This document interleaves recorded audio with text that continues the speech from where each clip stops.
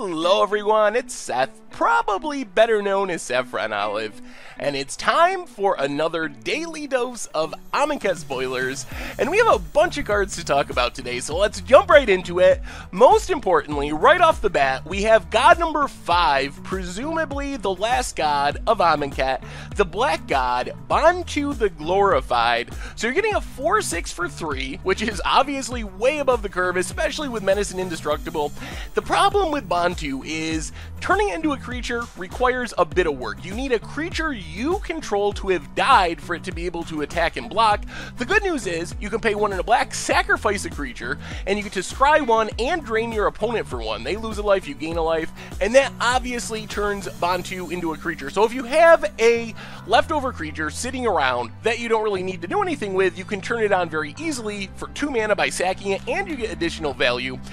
I think, though, the big thing with Bantu is I see this as one of the hardest gods to actually turn on, because it has a very specific deck building restriction. For this to really see play, you can't really just trust, oh, I'll just sack something I don't really need anymore. You need to build a straight up self-sacrifice / aristocrat style deck to support Bantu. However, if you can meet those deck building requirements, it's going to be extremely powerful in the deck. So the reason it's so challenging is you can't really turn on Bantu with removal.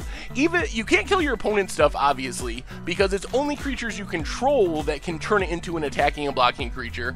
More importantly, your opponent's removal isn't likely to turn it on. If your opponent wants to Grasp of Darkness one of your creatures, they'll just wait until you've already declared attacks, then they'll kill it, and then you don't get to attack with Bantu anyway. So you need to build a deck that's always going to be able to turn this on for it to really be playable. The good news is there's lots of options for this. We have good sacrifice outlets, just a couple easy ones right in black. Yahani Undying Partisan, free sacks a creature. Syndicate Trafficker can sack artifacts, so if you're playing artifact creatures, you can use that as well. There's some other options, Eily and so forth, if you go into other colors, and there's a lot of payoffs for this as well. Zulaport Cutthroat combines really well with Bantu. Every time you sack a creature with Bantu, you're actually getting 2 drain triggers, so you're gaining 2 life, opponent's losing 2 life. It doesn't take that much sacrificing to close out the game. And then Doom Dissenter and Dread Wanderer give you good things to sacrifice. Doom Dissenter gives you a token, which then you can sacrifice, so you get 2 bodies for the price of 1. Dread Wanderer, if you get it to the right point in the game, being down to Heckbend and having the mana, you can potentially just keep getting this back from the graveyard and kind of combo off, so to speak, by draining out your opponent. So the question is going to be, is there a deck in Standard that can pull this off? And I think the pieces are there. Whether or not it all comes together remains to be seen. But don't just gem Bantu in any black deck, or even any deck that just has a lot of creatures. You really got to build around the theme to make it good. However, if you can build around that theme and really harness its power, it has potential to be maybe the most powerful of all the gods, but it only fits in that one very specific archetype.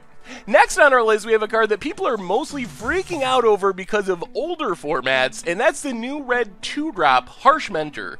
So it shocks the opponent 2 damage whenever they activate an ability that's not a mana ability on an artifact, creature, or land. So what does this actually mean? What does it do? Well, in Standard, it hits some really big targets. We all know Heart of Kiran is super busted, super popular.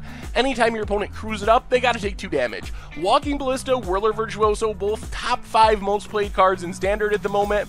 Harsh Mentor, every time your opponent pings you with a Walking Ballista or puts a counter on it, they're taking 2 damage. Every time your opponent makes a Thopter with your Whirler Virtuoso, they're taking 2 damage. So it actually hates on a lot of really heavily played cards. The downside, of course, is it dies to Magma Spray, dies to Shock, so your opponent can potentially just kill it and then do their stuff. But it's going to be really hard for a lot of decks to go through their normal game plan if you have a Harsh Mentor on the battlefield. And that's not even considering some of the other upsides. Your opponent cracks a Clue token, they're taking 2 damage. Your opponent activates a Bristling Hydra, that's more damage. Aetherworks Marvel activation, take 2 to do it. So there are a ton of things that this picks up on in Standard. However, people are most excited about this in older formats, where it's kind of like a weird Eidolon to the Great Revels. Number 1, it hates on fetch lands, and decks are always playing fetch lands, so whenever your opponent cracks a fetch, they'd only take 1 from the fetch, and maybe 2 more from getting a shock land untapped, they're also taking 2 from Harsh Mentor, and that's a lot of damage. That adds up. I think if you can catch even 2 or 3 fetch lands in a game with Harsh Mentor, it's going to be worth its mana cost. That's great. It also shuts down the Arcbound Ravager kill, where their opponent will sacrifice the board to Arcbound Ravager. Every time they sack an artifact, they got to take 2, it shuts it down. It beats Lantern of Insight and Lantern Control on its own, because that deck is built around activated abilities on artifacts that they use over and over and over again to mill you out. So a Lantern Control player just literally cannot beat Harsh Mentor. They need to find an Abrupt Decay or something to kill it before they can do anything their deck wants to do.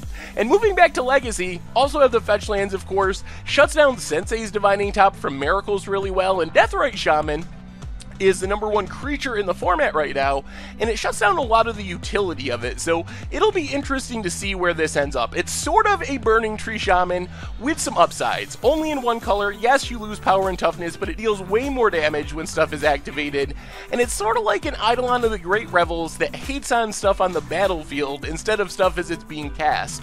It doesn't hit as many targets as Eidolon, but it still does shut down some decks. So we'll see. This is definitely a possibility for sideboard play in older formats and in Standard, and if things break down just right, it could show up in main decks as well. I don't think it'll replace Eidolon of the Great Revels, but it is an extremely powerful effect that gives aggressive red decks a lot of game against stuff that it's really hard for them to beat. Next on our list, we have Anointed Procession, and this card is the next in the long line of half doubling seasons. Wizards, for some reason, will never reprint doubling season, probably because it's too good, but they will give us halves of it. So Anointed Procession is very literally Parallel Lives, but with white mana instead of green mana. In fact, you can copy and paste the text from these cards onto each other, and they do exactly the same thing. So these cards never really saw play in Standard. Maybe we have more tokens in Standard now. Definitely a casual all-star. Parallel Lives, super popular in Commander, in casual play, but you never know. We do have some good options in Standard. Thraben Inspector, other clue generators, getting 2 instead of 1. Pretty nice. We have Embalm mechanics, so you get back your Angel of Sanctums, you get 2 instead of 1. Very powerful. Servo tokens and other creature-based tokens. So I don't know. I don't know if it'll really be a tier type deck in Standard. I think it can be a fun casual deck, but Anointed Procession, even if it never sees any play in Standard, is a sweet option to have because it gives fun casual decks another copy of this effect that they really want. Because this is an effect you build a deck around with Parallel Lives, with Doubling Season, so you want to have as many of these as possible, especially in 100-card formats like Commander, because you want to increase your odds of actually drawing one of them and doing what your deck wants to do. So just going from 1 Parallel Lives to 2 Parallel Lives is actually a huge deal for random token decks and those type of decks in Commander and on kitchen tables. Moving down the list, next we have Sweltering Sons, basically an update on Anger of the Gods instead of exiling all the creatures, which is pretty sweet and relevant, especially with like Scrap Heap Scroungers. You have the ability to cycle it for 3, which makes it a little more main deck playable. One of the downsides of an Anger of the Gods type effect is if you run it in your main deck, you run into a hardcore control deck with no little creatures. It's just a dead card. With Sweltering Sons, that's not as much of a problem. Even though the cycling cost is high, you can always turn it into a new card, which makes it a little more passable as a card you can just play in the main deck, especially as like a 1 or 2 of. As far as how good it is in Standard, it remains to be seen. Rests just don't get a lot of stuff. It doesn't get vehicles like Heart of Kirin, doesn't actually kill Felidar Guardian, it does hit Servant of the Conduits and Rogue Refiners, so certainly a sideboard possibility, and it has the upside of being 1 color when Radiant Flames you really need 2 or 3 colors, and the cycling's a big deal, so I think it'll see some play in Standard. Next we have Samut, Voice of Dissent, and this card has a lot of keywords on it. I have no idea what's going on with this card. 5 mana, 3/4 flash, Double Strike, Vigilance, Haste. Other creatures you control have haste. You can pay a white and tap it to untap another creature, so it works well with Exert. Where this fits, I have absolutely no idea. No clue whatsoever. I assume that this will be a fairly popular commander. Giving all of your creatures haste is a very powerful effect in Commander. It has flash and double strike and vigilance, just so much text on it. As far as Standard, it's just hard to imagine it's going to be better than like Verdurous Gear Hulk, which is just an obviously insane magic card at this point. So there's a lot of competition once you're getting up to 5 mana in Standard with the Gear Hulks and so forth. But it is legendary, human warrior, a couple of popular creature types. So I'm sure that this will be an awesome Naya commander, because remember, it does have that white mana symbol down there. So it does give you the tricolor Naya warrior option or Naya human option for commanders. So I think it's a sweet commander. As far as seeing play in Standard, I'm just not sure it's better than the other options, although it has a lot of text on it, and I don't want to underestimate the combination of haste and double strike and vigilance and flash. It does a lot of things for a relatively fair mana cost. Next on our list, we have Glyph Keeper, which has the ability of jetting Glasskite. This was actually a pretty popular ability back in Kamigawa. So the first time it's targeted by something, that thing gets countered. So if your opponent wants to kill your Glyph Keeper, they need to use 2 spells on it in the same turn instead of 1. You get a 5/3 body for 5, it has flying. So this is pretty much what I would imagine to be a control finisher.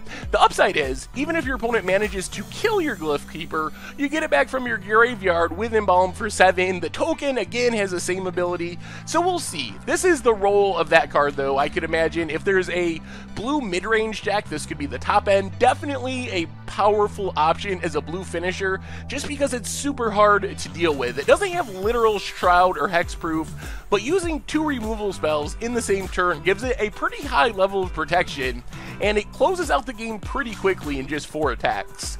Next, we have a couple of uncommons. Wayward Servant. We talked yesterday about zombies needing a 2-drop, and we got a zombie 2-drop today. It drains whenever another zombie enters the battlefield, which is pretty good. It gains you a bit of life to stay alive, helps you kill your opponent without getting in combat damage. The question I have is whether zombies in Standard will be white-black. They very well may be, but I think that's up in the air at this point, so we'll have to see. And Enigma Drake is potentially pretty powerful. If you can get 3 or 4 instants or sorceries in your graveyard, this can be a really big threat for only 3 mana. Attacking for 5 in the air, has 4 toughness, so it does seem fairly powerful. It fits in that deck we were talking about yesterday, potentially with Bedlam Revelers, kind of the blue-red spell deck. Anyway, that's been our daily Amonkhet spoilers for today, so let me know what you think. What do you think?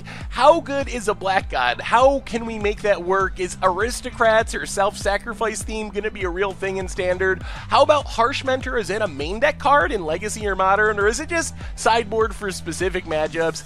Anyway, have an amazing day. Thank you very much for watching. I hope you enjoyed the video, and I will talk to you soon. Thanks for watching the video. If you enjoyed it, help us out by clicking that like button down below. And to keep up on all the latest and greatest, click that subscribe button. And don't forget to hit that bell icon to get alerts whenever we have new videos. And if you want to, check out some of our other sweet videos here and here.